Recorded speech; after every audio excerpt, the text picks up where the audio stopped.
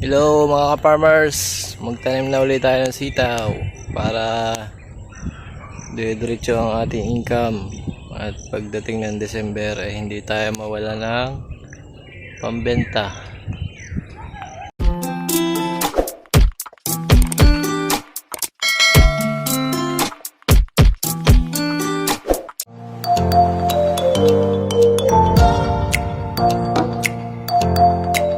Sa pagtatanim nga pala, ito yung area na tataniman dating talungan. In-spray ko muna yung damo. Tapos pinahakot ko yung mga dating talong dyan sa gilid. Yun, makikita nyo mga tuyo na. Ito po yung tataniman natin ng sitaw. Dati po itong talungan. Ayan, kumuha po ako ng isang katulong. Tagahakot ng mga dating talong. Tapos grass cutter muna grass cutter ko muna tong gilid. Tapos mamaya hukayan. Ayun po yung ating talungan mga ka-farmers. Tapos ito yung ating tanim na sili. Ayan. Nakapitas ako dito ngayong week ng 140 kilos. Tapos may tira pa siguro 20 pa. 800 puno po yan. Yan po.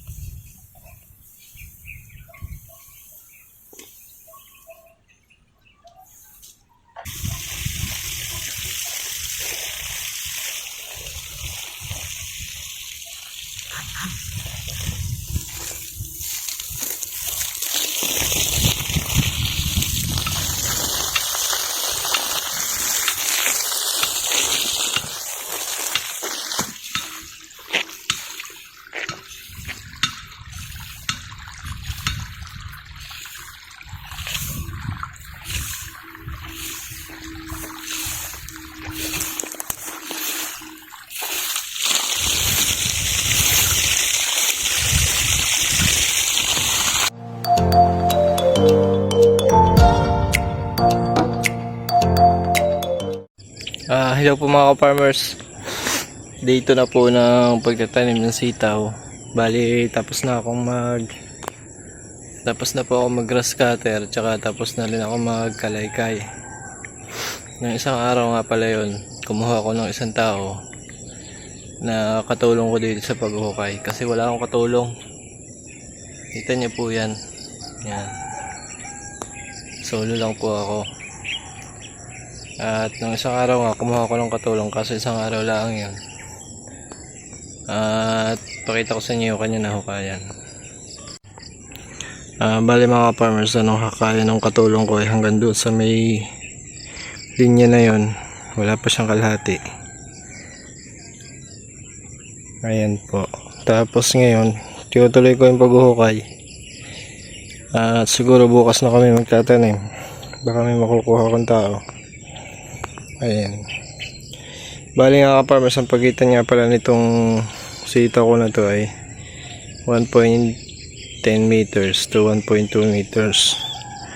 Tapos bawat between hill naman, simula dito hanggang dito, nasa 30 cm ang layo niya.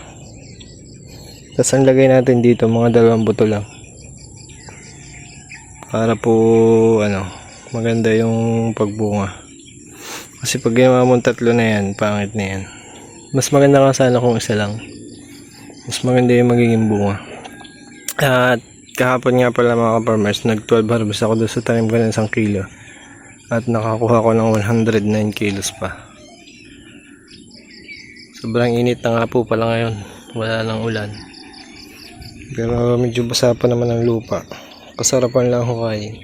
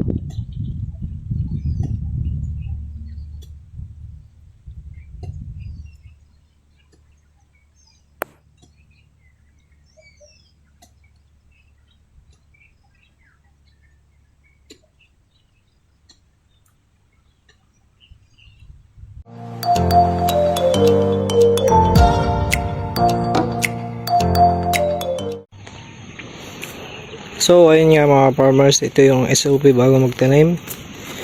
Maglagay tayo kada butas ng 3 to 5 grams. Konti lang, mga ganyan lang. Ito po ay mixture ng Puradan at saka Dupos.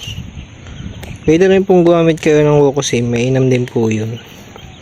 Pwede rin pong Dupos kung alam po ang available sa inyong lugar. Tapos kada butas mga farmers, maglagay tayo ng 3 to 5 grams. Ang mixture nga pala nito mga farmers, sa 5 kilong Dupos ay maglagay kayo ng 1 kilong Puradan. Kasi kailangan madami yung Puradan kasi gawa ng pag tumubo yung sitaw at kukunti yung Puradan, baka kainin ng mga ninira sa ilalim. Sayang yung binhi, hindi siya makakatubo. Ayan po. So ayun, maglagay na tayo mga ka-farmers. Ganito lang karami yung lalagay natin. Yan, kada butas. Ganyan lamang po. Tapos tomorrow, magtatanim tayo. Hahanap ako ng isang tao. Makakatulong natin pagtatanim. Para matapos agad sabay-sabay. Bali, nire-ready ko lang ngayon lahat para bukas. Okay na kasi the next day duty na ulit ako sa fire station.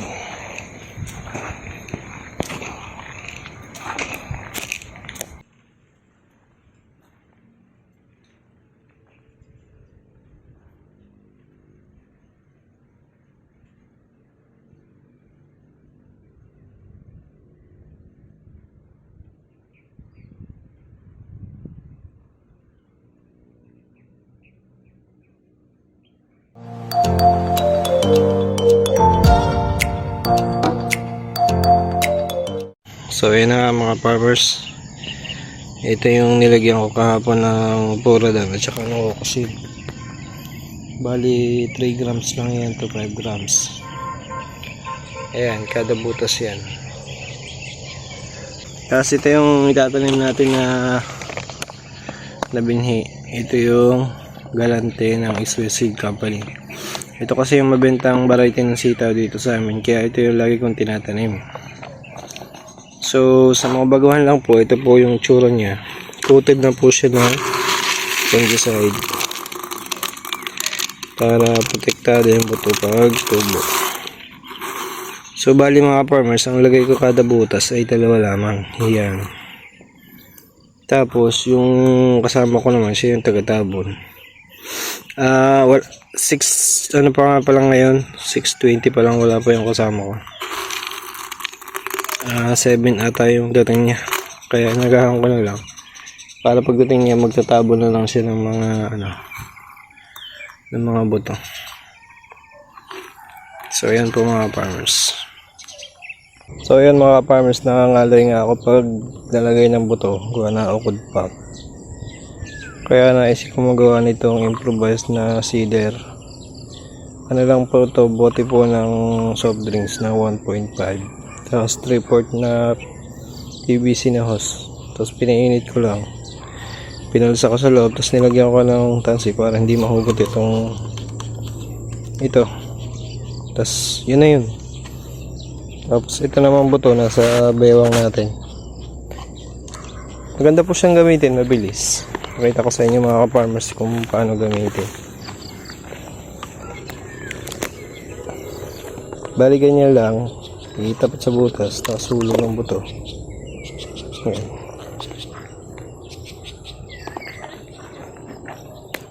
Wala akong videographer eh.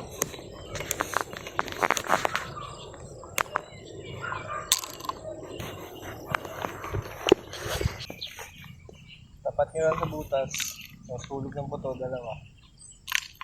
Bilis.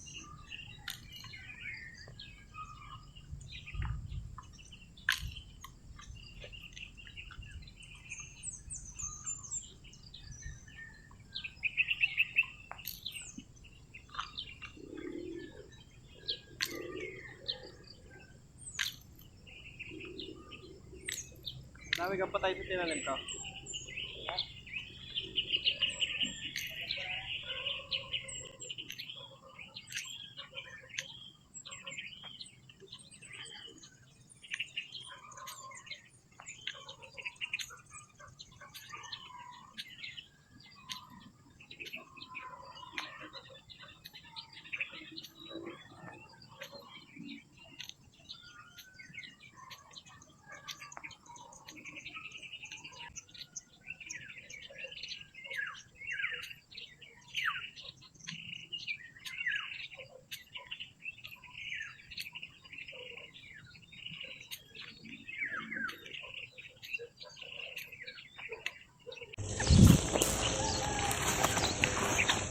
So bali mga farmers, ubos na yung 1 kilo.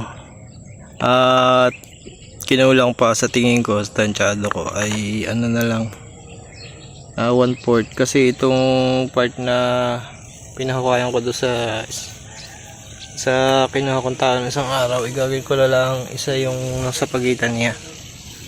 Kaya medyo malimit yung hukay niya, halos isang tangkal na lang. Kaya ang gagawin ko, kada dalawa isa, ganun na lang. Tapos yun nga pala yung nakuha kong magtatabon yung aking bilas. Pero half day lang yun. Tapos ako na magsusundo ng tira. Bali, pupunta muna ako ng bayan para bumili ng karagdagang buto para isang tanay man na lamang.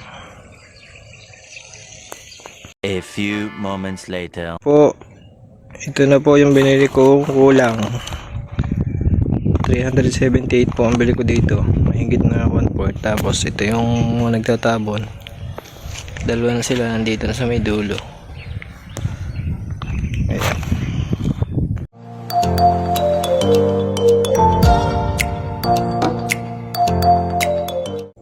So bali mga farmers, tapos na kami tapos na pala ako maglagay ng buto. Tapos ngayon tatabunan na lang. Ganito lang po, paalang gamit to. Tapos ito didiligan. Tapos ayan na, that's it. Ilang po yung mga steps kung paano magtanim ng sitaw. I-update ko na lang kayo sa pagtubo nito mga farmers. Dito nga pala sa malimit, ang ginawa ko ay dalawa isa. Kasi malimit yung hukay nung nakuha kong maghuhukay.